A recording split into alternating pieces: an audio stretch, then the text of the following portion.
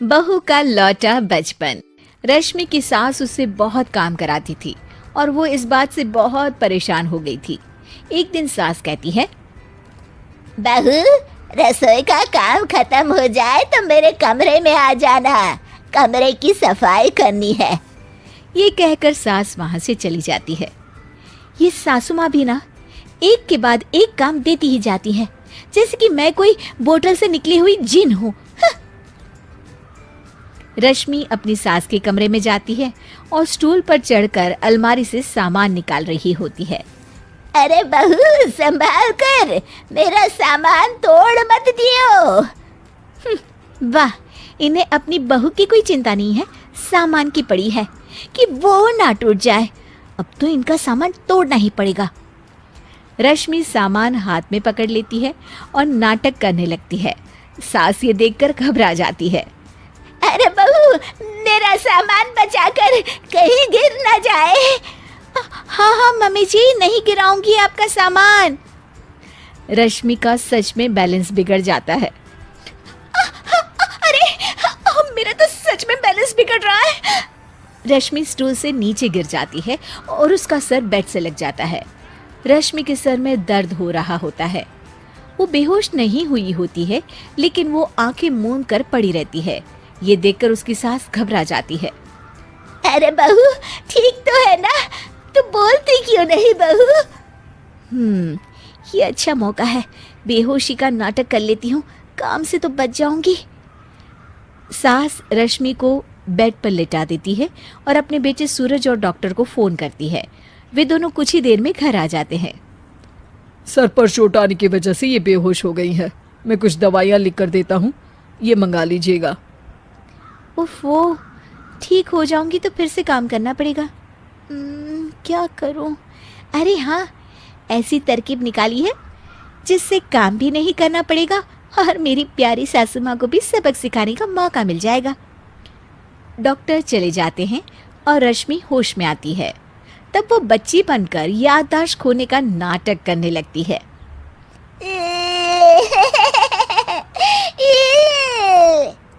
अरे बेटा, ये बच्चे के रोने की आवाज कहाँ से आ रही है? हाँ माँ, मैंने भी आवाज़ सुनी। फिर से रोने की आवाज आती है। अरे, ये तो मेरे कमरे से आ रही है। वो दोनों कमरे में आते हैं तो रश्मि रो रही होती है और बच्चों की तरह हरकतें कर रही होती है। दोनों उसे देखकर हैरान रह जाते हैं। मेरे मम्मी जी पापा कहाँ है?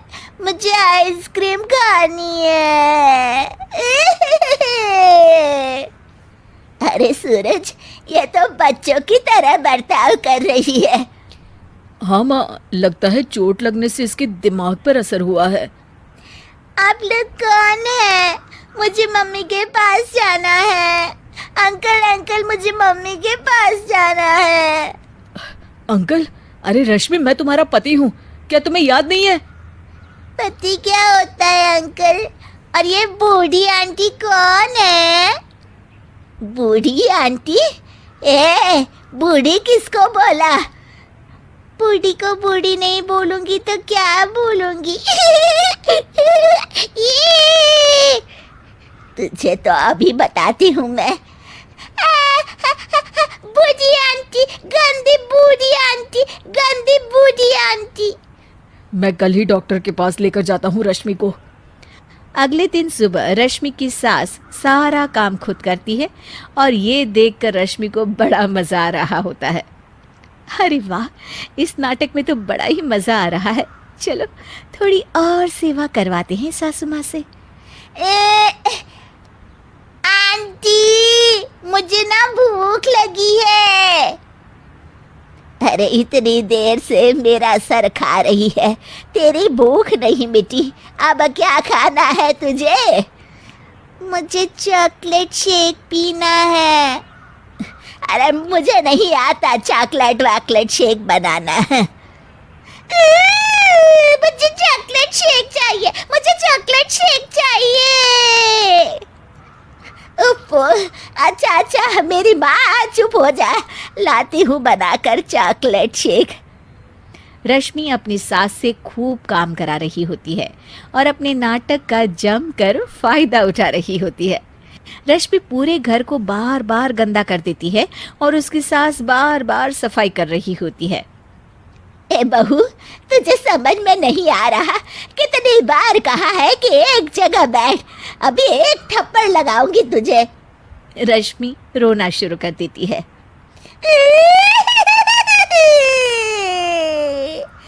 अरे अच्छा बाबा, माफ कर दे, मत रो। तुझे जो करना है कर, पर रो मत मेरी माँ। रश्मि अपनी सास की नाक में दम कर देती है। कुछ देर बाद सूरज फिर से डॉक्टर को लेकर आते हैं और डॉक्टर पूरी तरह रश्मि की जांच करता है। मुझे लगता है कि इनको हॉस्पिटल में ले जाकर स्कैन करना होगा, तभी कुछ पता चल पाएगा। बाप रे, मर गई। ये तो हॉस्पिटल ले जाने की बात करने लगे हैं। नहीं नहीं, मुझे हॉस्पिटल नहीं जाना। नहीं नहीं, मुझे हॉस्पिटल नहीं जाना डॉक्टर अंकल, गंदे अंकल, मुझे नहीं जाना। डॉक्टर तभी एक इंजेक्शन निकालते हैं और रश्मि को लगाने जा रहे होते हैं। नहीं नहीं, मुझे इंजेक्शन मत लगाइए डॉक्टर, मुझे इंजेक्शन से बहुत डर लगता है। मैं तो नाटक कर रही थी, मैं बिल्कुल ठीक हूँ। डॉक्टर और रश्मि की सास और पति एकदम दंग रह जाते हैं और रश्मि के इस नाटक का हो जाता है दी एंड। शिल्पी घर के काम से फ्री होती तो बोर होती, जिसके बाद उसने घर में ही दुकान खोलने की सोची। अरे ये इतने सारे कपड़े, अरे बहू क्या करेगी इनका? माँ जी, मैं घर में बोर होती हूँ तो सोचा सामने के कमरे में कपड़ों की दुकान खोल लूं। घर का काम भी हो जाएगा और 4 पैसों की कमाई भी। अरे वाह वाह, ये तो बहुत ही अच्छी बात है। मैं भी तेरी मदद कर दिया करूंगी। वाह माँ जी, तब तो मजा आ जाएगा। अब हम दोनों मिलकर खूब पैसे कमाया करेंगे। अब क्या था, सास बहू का काम चल पड़ा। एक दिन, अरे राकेश की माँ, सुनती हो? कहाँ चली गई? भूख के मारे पेट में चूहे कूद रहे हैं। अरे नंदिनी, कहाँ हो? भूख लग रही है। पापा कहाँ है माँ? पता नहीं बेटा, भूख लग रही है। आज तो किसी ने चाय भी नहीं पूछी। तभी सास बहू घर के अंदर ढेर सारे सामान के साथ आती हैं और वो भी हंसती हुई। अरे वाह बहू, ये तो बड़ी अच्छी मार्केट दिखाई तूने, बड़ा ही सस्ता सामान था। हाँ माँ जी, और ये सामान हम डबल पैसों में बेचेंगे, मजा आ जाएगा। अरे बहू, भूख लग रही है, कुछ खाने को दे दे। माँ क्या बात है, आज किसी ने पापा को चाय भी नहीं दी?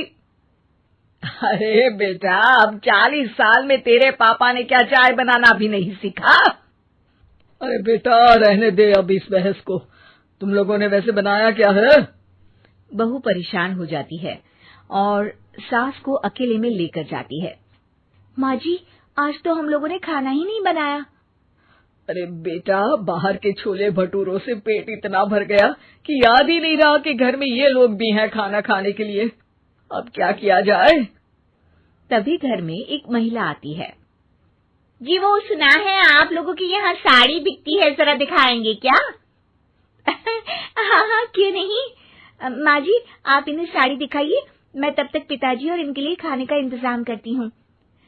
सास उस औरत को लेकर सामने वाले कमरे में चली जाती है जहाँ उन लोगों ने दुकान खोली थी। वहीं बहू भी किचन में चली जाती है। अब इतनी जल्दी क्या बनाऊं? पापा जी तो खाने के लिए भी बैठ गए हैं। आइडिया, मैं खाना बाहर से ही ऑर्डर कर देती हूँ। थोड़ी देर में खाना आ जाता है और बहू टेबल पर खाना लगा देती है। हे भगवान, कितनी कड़वी दाल बनाई है बेटा। नहीं नहीं पिताजी, वो क्या बात है नंदिनी, रोटी तो चबाई ही नहीं जा रही है, लग रहा है रबड़ खा रहा हूँ। एक तो इतने महंगे होटल से खाना मंगवाया और वो भी इन लोगों को पसंद नहीं आया। तभी सास नोट गिनती हुई बाहर आती है। वाह माँ जी, बड़ी कमाई हुई लगती है। हाँ, मैंने वो 2000 वाली साड़ी 3000 में बेच दी। अरे वाह माँ जी। दोनों सास बहू बहुत खुश हो जाती हैं। मेरे पेट में ना बेटा जोर का दर्द हो रहा है। अरे माँ, क्या हुआ? पेट में दर्द? बाहर का कुछ खाया था क्या? मैदा तो नहीं खा लिया? मैंने छोले भटूरे खाए थे। माँ, क्यों खाए? आपको तो पता है कि आपको मैदा सूट नहीं करता। चलिए माँ को डॉक्टर के पास ले जाते हैं। तभी अंदर से पापा की आवाज आती है। हे भगवान, मेरा तो पेट खराब हो गया। सब पिताजी के पास जाते हैं। पिताजी, आपको क्या हुआ? खाना बासी था शायद। अरे पिताजी, नंदनी जानती है कि बासी खाने से आपकी तबीयत खराब हो जाती है, तो वो ऐसा क्यों देगी, है ना नंदिनी? वो खाना मैंने बाहर से ऑर्डर किया था। मैं और माँ दुकान का सामान लेने गए थे, इसलिए खाना नहीं बना पाए। क्या नंदनी, दुकान के चक्कर में तुमने तो सारे घर का हाल बिगाड़ रखा है। चलो अब माँ और पापा को लेकर अस्पताल चलते हैं। अस्पताल में जाने पर डॉक्टर कहते हैं, हाँ, इन दोनों को तो एक दिन के लिए एडमिट करना पड़ेगा। क्या? क्यों? पेट ही तो खराब है ना। हाँ, तो घर ले जाइए ना, अगर लग रहा है कि कोई बड़ी बात नहीं है और हम सिर्फ पैसा कमाने के लिए इन लोगों को एडमिट कर रहे हैं। नर्स, जरा इन लोगों को बिल तो दे देना। चलिए मैं आप लोगों को पैकेज समझा देती हूँ।